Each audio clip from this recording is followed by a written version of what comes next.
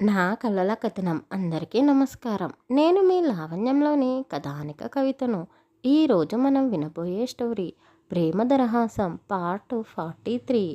ఈ స్టోరీని వినబోయే ముందు స్టోరీని లైక్ చేసి కామెంట్ చేసి మన ఛానల్ని సబ్స్క్రైబ్ చేసుకోండి అబ్బా.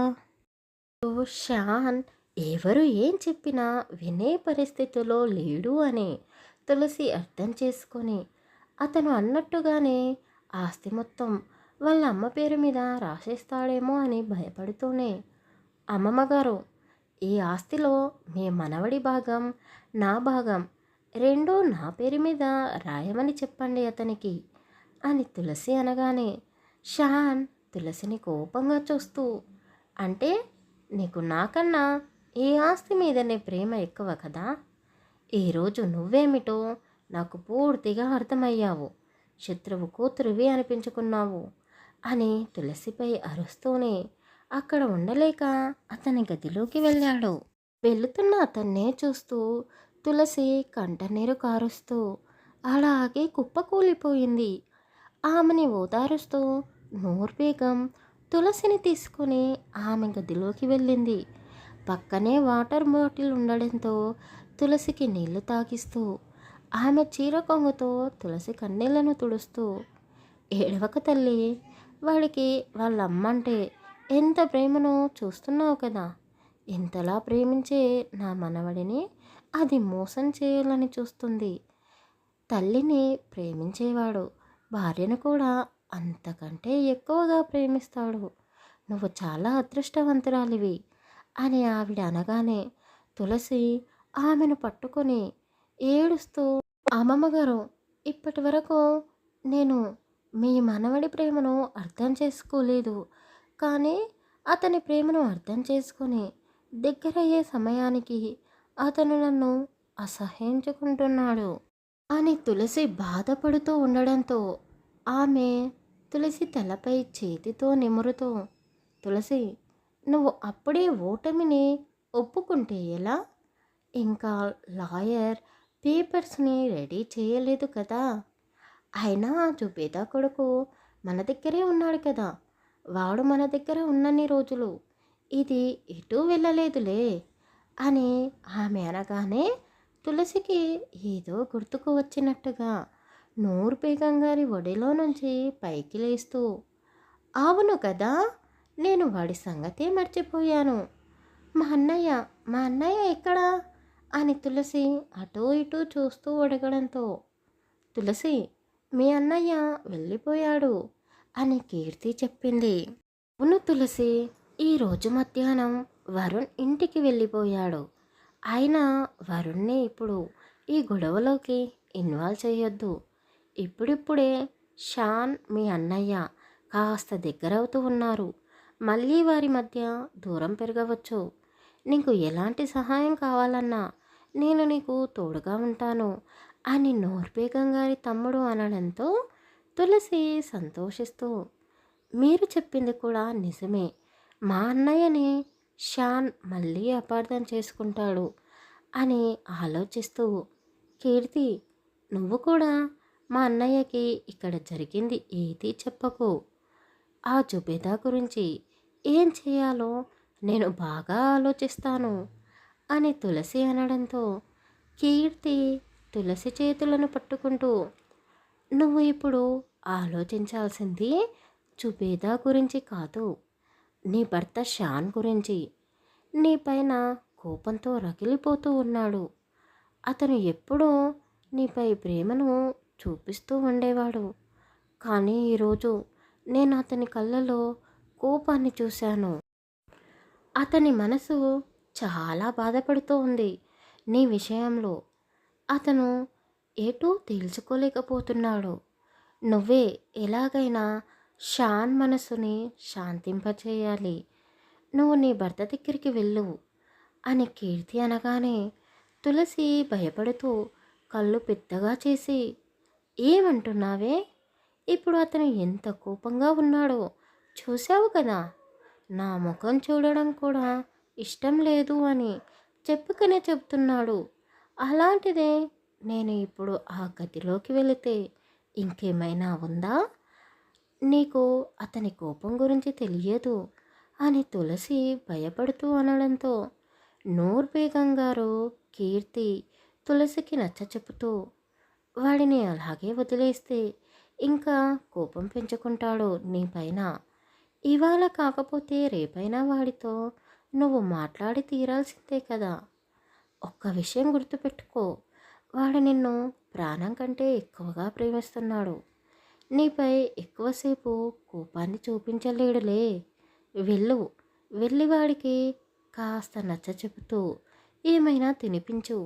అలాగే నువ్వు కూడా తిను అని వాళ్ళు నచ్చ చెప్పడంతో తులసి తడబడుతూనే అడుగులు ముందుకు వేస్తూ తన గదిలోకి వెళ్ళింది. కీర్తి, ఇప్పటికే చాలా లేట్ అయింది. నువ్వు కూడా వెళ్ళి పడుకో. అలాగే తులసి చెప్పినట్టుగా నువ్వు వరుణ్కి ఫోన్ చేసి ఇక్కడ జరిగింది ఏదీ చెప్పకు. వరుణ్ తొందరపాటు మనిషి. షాన్కి నిజం చెప్పాలి అని ఎప్పటి నుండో ఎదురు చూస్తూ ఉన్నాడు. ఇక్కడ జరిగింది తెలుసుకొని వరుణ్ షాన్ని కలుసుకుంటే అప్పుడు ఇద్దరూ గొడవ పడతారు అని ఆమె అనగానే, ఊహో, నేను ఎవరికి ఏమీ చెప్పను బామ్మగారు. మీరు కూడా ఎక్కువగా ఆలోచించకండి. అన్నీ సర్దుకుంటాయి. షాన్ తులసిలు కూడా కలిసిపోతారు.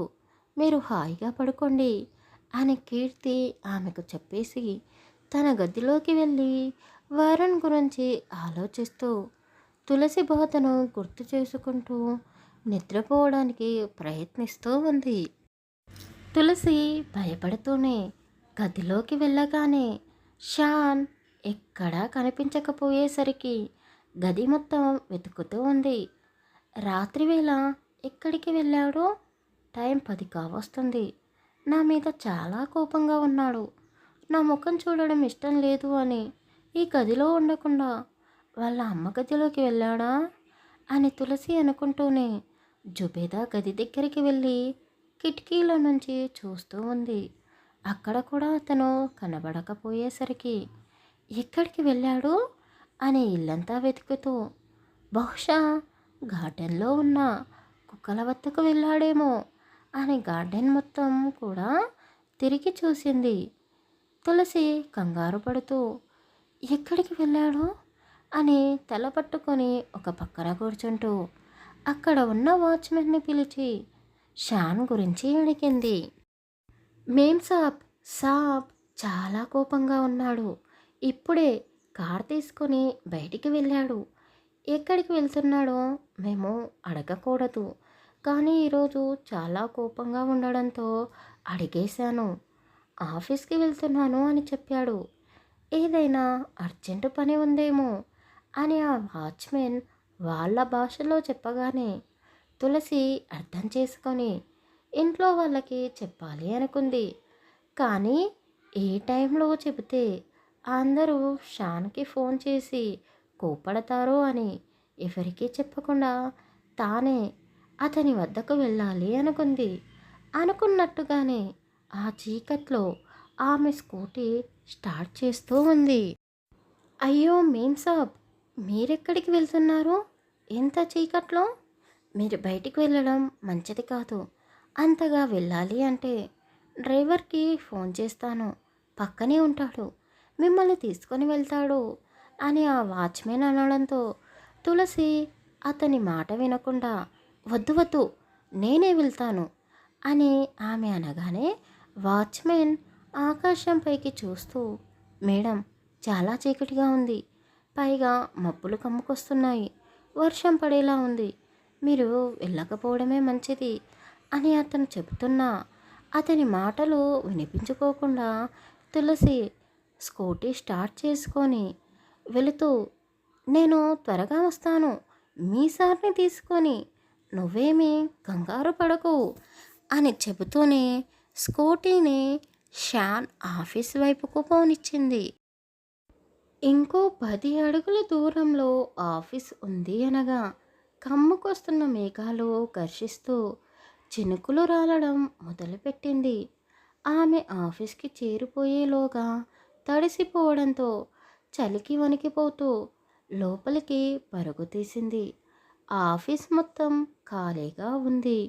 తులసి భయపడుతూనే ఇక్కడ కూడా షాన్ లేడా అని అనుకుంటూనే అతని క్యాబిన్లోకి వెళ్ళింది.